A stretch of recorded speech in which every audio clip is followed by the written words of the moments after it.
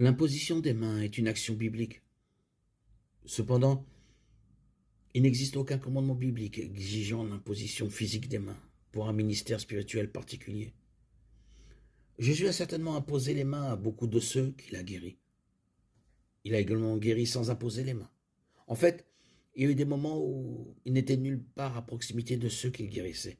Matthieu 8,8 décrit Jésus guérissant le serviteur du centurion sans s'approcher de la maison du centurion. Paul dit, le baptême de Jean était un baptême de repentance. Il disait au peuple de croire en celui qui venait après lui, c'est-à-dire en Jésus. Après avoir entendu cela, ils furent baptisés au nom du Seigneur Jésus. Lorsque Paul leur imposa les mains, le Saint-Esprit descendit sur eux, et ils parlèrent en langue et prophétisèrent. Actes 19, 4, 6.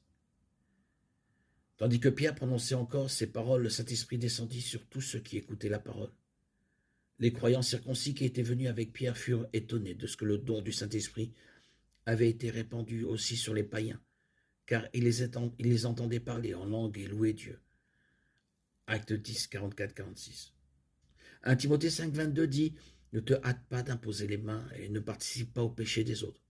Garde-toi pur. » L'idée ici n'est pas tant de mettre en garde contre l'acte physique de l'imposition des mains, mais d'exhorter à la prudence dans l'attribution de la responsabilité de direction spirituelle, quelle que soit la manière dont elle est exercée. Cela ne doit pas être fait soudainement ou sans réflexion.